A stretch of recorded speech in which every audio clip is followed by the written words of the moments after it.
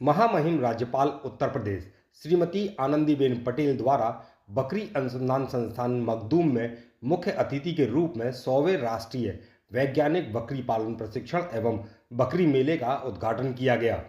इस दौरान महामहिम ने वृक्षारोपण भी किया। इस दौरान महामहिम राज्यपाल ने नव प्रकाशित पुस्तकों का विमोचन किया, जिसमें पहली पुस्तक उन्नत बकरी पालन, दूसरी पुस्तक बापू की बकरी तथा तीसरी पुस्तक बकरी पालकों की सफलता की कहानी है।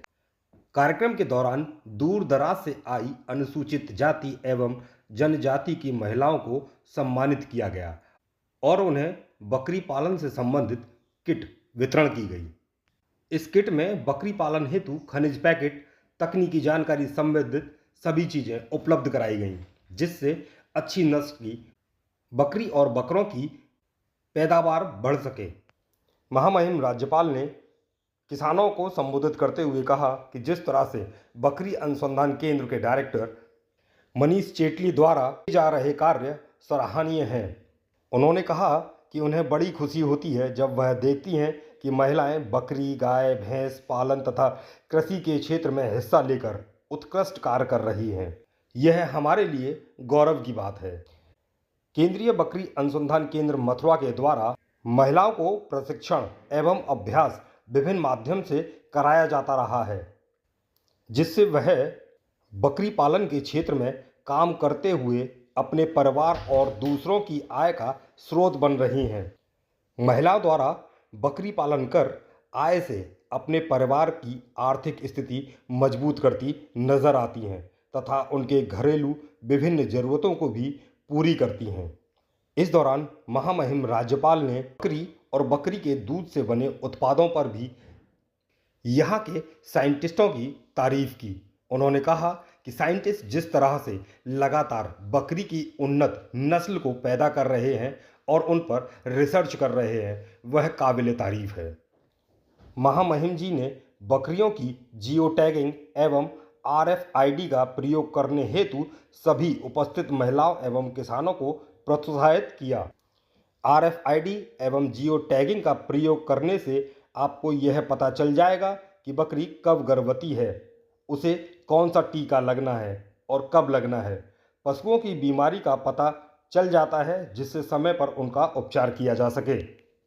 केंद्रीय बकरी अनुसंधान केंद्र पहुंची महामहिम राज्यपाल का संस्थान के डायरेक्टर मनीष चेटली द्वारा स्वागत किया गया और उन्हें बकरी पालन से जुड़ी प्रोडक्टों की जानकारी दी गई। इस दौरान महामहिम राज्यपाल ने यहाँ के स्टाफ और साइंटिस्टों की तारीफ भी की।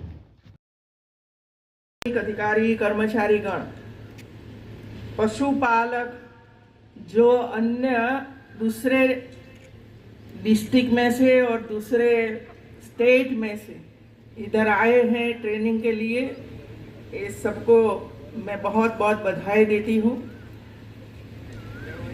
मुझे बहुत ही खुशी हुई कि आज धीरे धीरे करके महिलाएं पशुपालन में या बकरी पालन में या गाय भैंस पालन में और कृषि में ज़्यादा से ज़्यादा हिस्सा ले रही है।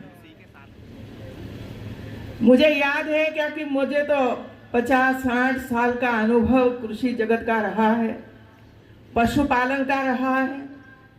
कृषि यूनिवर्सिटियों और पशुपालन यूनिवर्सिटियों का भी अनुभव रहा है। पिछले 10-15 साल में हमारी बेटियां, हमारी महिलाएं इस क्षेत्र में जो काम कर रही है, ट्रेनिंग ले रही है और कॉलेजों में जाकर अभ्यास कर रही है, ये सब हमारे लिए बहुत ही गौरव की बात है। क्योंकि घर में इनकम बढ़ानी है, अच्छा स्वास्थ्य बनाना है, बच्चों को अच्छी तरह से पढ़ाना है, बच्चों को जो बीमारियां होती है वो बीमारियों में से बच्चों को बाहर निकालना है और एक स्वस्थ जीवन उसको देना है। तो परिवार को सबको मिलकर ये काम करना पड़ेगा। ये आज हमारी महिलाएं, हमारी बेटियां समझ चुकी हैं।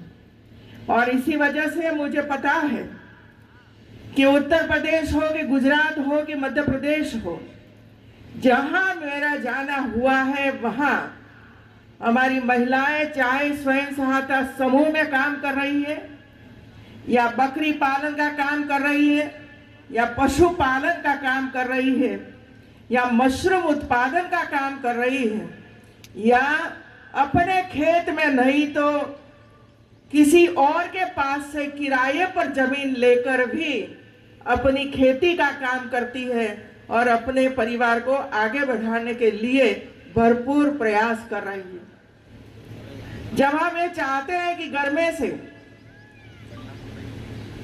हमारी जो बीमारी है गरीब की, वो बीमारी हमें दूर करनी है।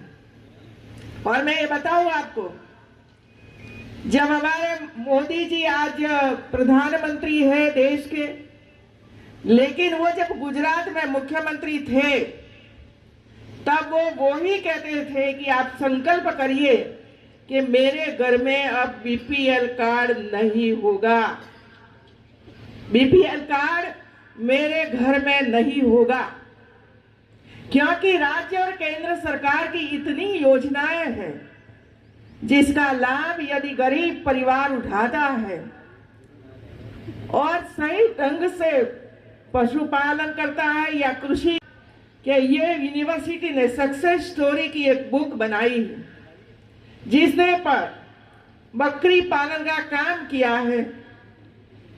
शुरुआत में मुश्किलें आई, कोई काम का हम आरंभ करते हैं तो मुश्किलें तो आएगी, लेकिन किस प्रकार की मुश्किलें हैं उसका स्टडी करके उसका समाधान जब हम करने लगते हैं तो समस्याएं दूर हो जाती हैं और धीरे धीरे करके हमें आय में बढ़ोतरी होती है।